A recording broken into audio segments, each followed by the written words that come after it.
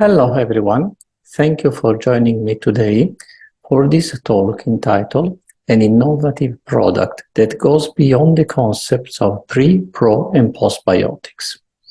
As you may know, I'm Marco Ruggero, I hold an MD and PhD, and this product I talk about is called One VAR, the one and only panbiotic. And the talk and the product are made exclusively for Danabaiologics and Mr. Choi Yuk. Before we start, please allow me to introduce myself. I obtained my MD in 1980 in Florence, Italy. I have a PhD in molecular biology and a specialization in diagnostic radiology. As a young postdoc, I worked at Burroughs Wellcome in 1984 in North Carolina, USA, and later as visiting scientist at the National Cancer Institute of the NIH in Bethesda, Maryland, since 1987. Later, I was appointed professor of molecular biology at the University of Firenze, or Florence if you prefer, in Italy, in 1992, where I worked until 2014. I am the founder of Silver Spring, a Swiss company specialized in research and development of innovative approaches and products, including One VAR, the product I'm talking about today. Over the course of my scientific career, I published more than 240 scientific articles, co-authored, among others, by scientists such as Eduardo Lapetina, Stu Aronson, Jackie Pearce, Peter Duesberg, Henry Bauer, the late Dr. Jeff Bradstreet, Dietrich Klinghardt. One of my articles was sponsored by Nobel laureate Sir John Vane. My current research interests are in immunotherapy, oncology, and neurosciences.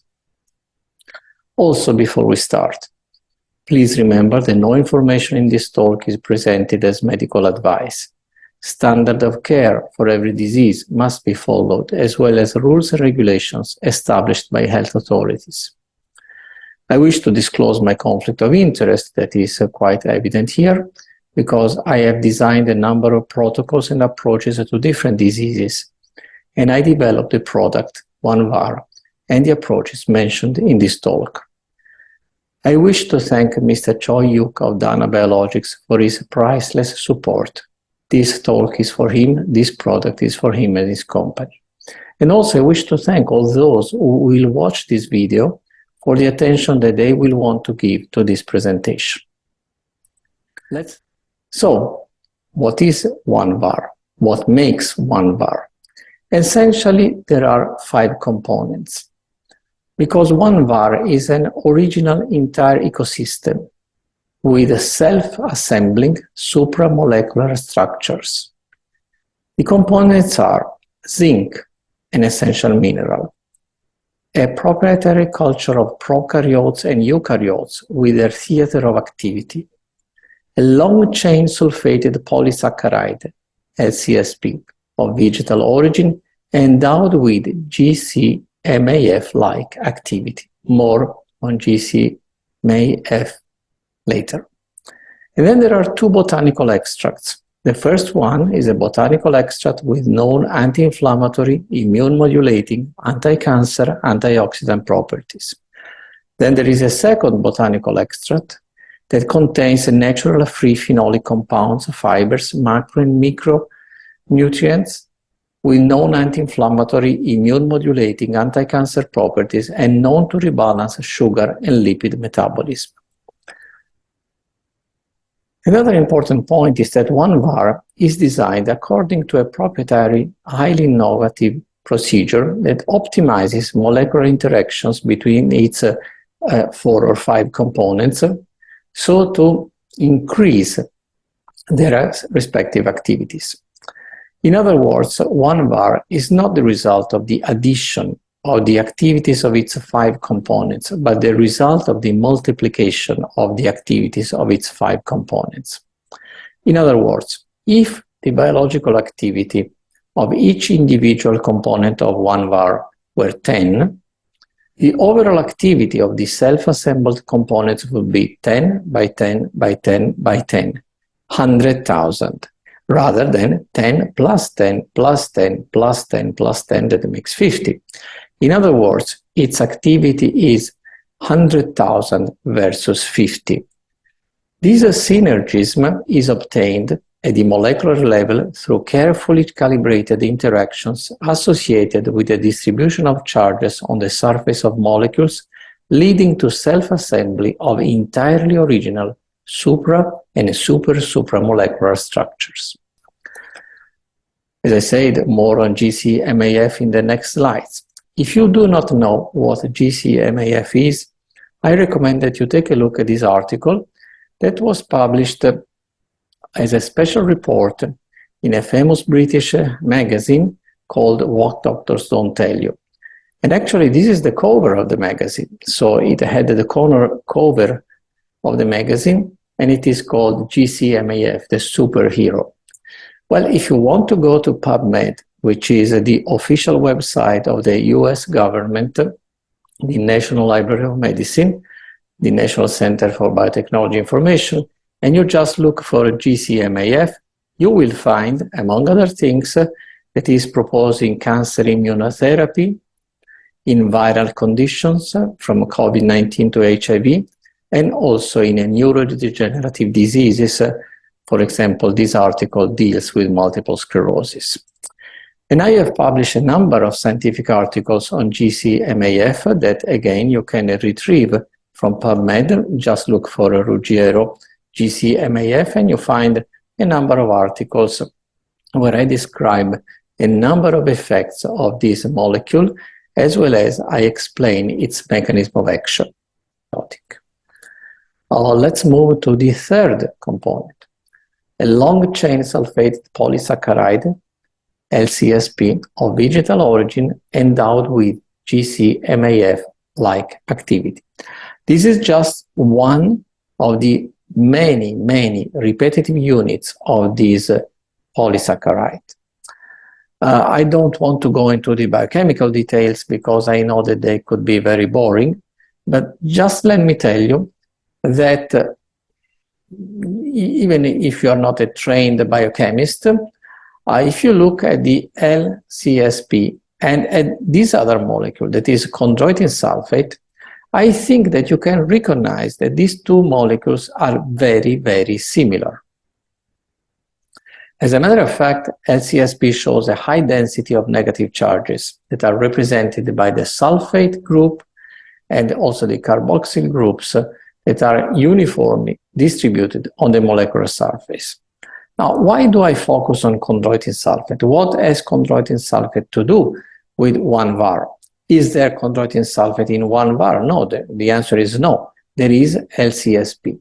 But, as I have shown before, LCSP is very similar structurally to chondroitin sulfate. And this is important because I demonstrated, together with my colleagues, Dr. Stefania Pacini and a great German doctor, Dr. Heinz Reinwald, in 2016, we demonstrated that chondroitin sulfate is responsible for the biological effects of GC-MAF. You can retrieve this article from PubMed, the official website of the United States government, more precisely of the National Library of Medicine of the United States of America. How do we know that the LCSP has GC-MAF activity? Not simply because it looks like a chondroitin sulfate. There have been experiments on colon cancer cells, and as we can see, there is a dose-dependent inhibition of the alpha-nagalase from colon cancer cells by this LCSP. Please notice these are micrograms, so very tiny amounts. So it's very effective in its GC-MAF-like activity against nagalase. But LCSP does more than simply being or having GC-MAF-like activity, because it has a number of other activities that contribute to the health-supporting properties of 1-var with particular reference to immune modulation.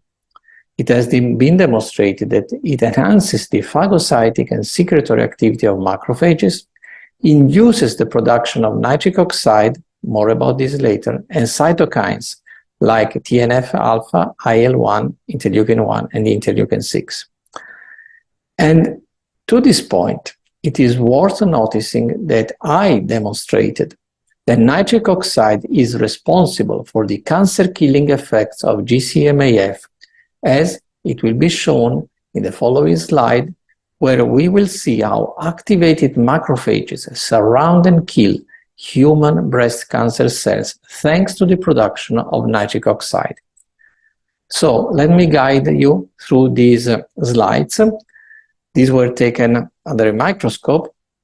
So these are big human breast cancer cells. These are other big human breast cancer cells. These little dark blue dots are macrophages. So you see how many macrophages they surround the cancer cells. So let's go to a higher magnification. So this is one human breast cancer cells, and these are macrophages all around it and also on top of it. And let's magnify even more. Again, one big dying human breast cancer cells surrounded by these little dark blue dots that are macrophages. And this is probably the most impressive one. This is the highest magnification. Can you see here the macrophages is drilling a hole inside the cytoplasm of the cancer cell. And this is the nucleus of the cancer cell, and the cancer cell is dying of apoptosis.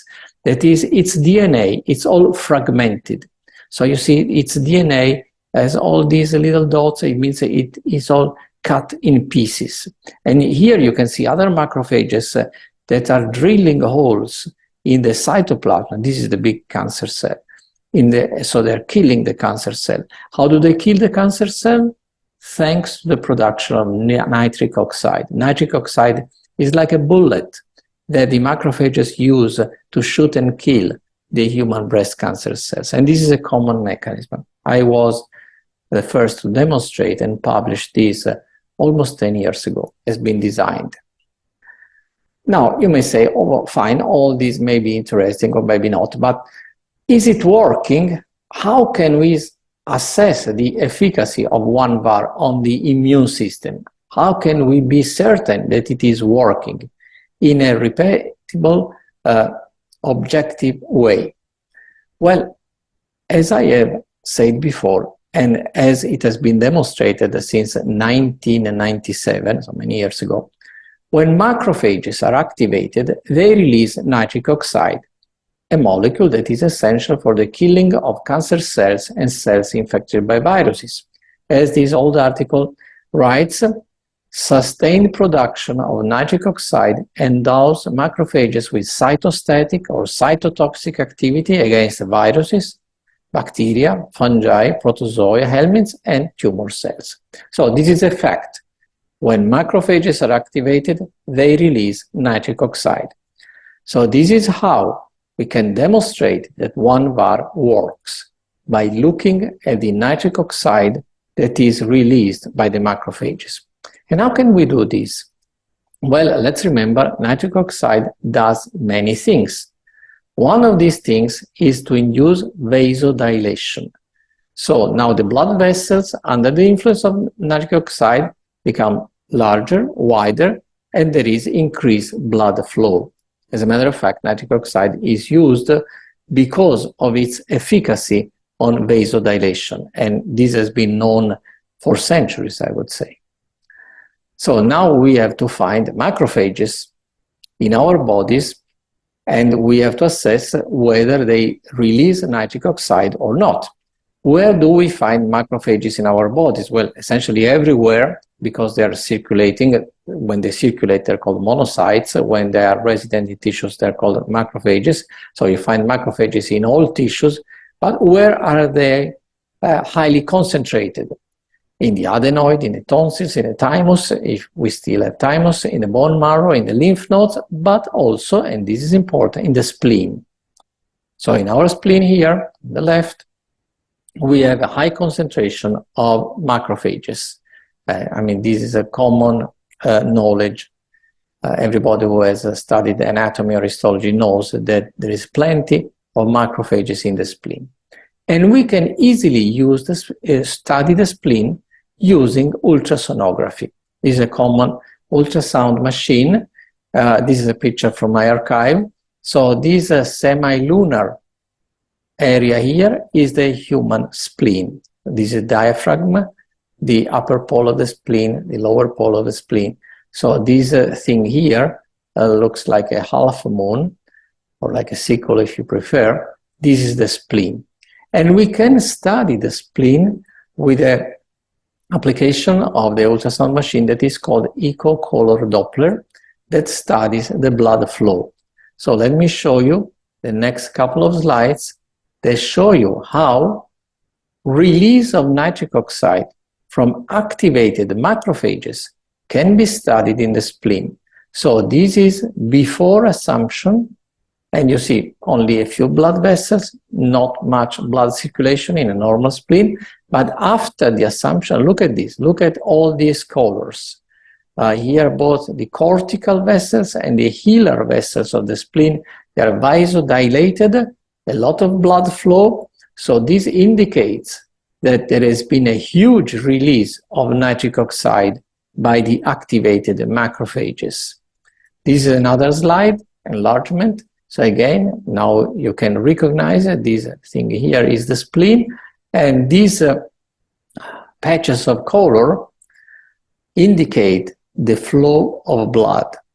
Red is when it moves in one direction, blue is when it moves in another direction. We use the acronym BART, blue away, red toward. So it's not venous and arterial.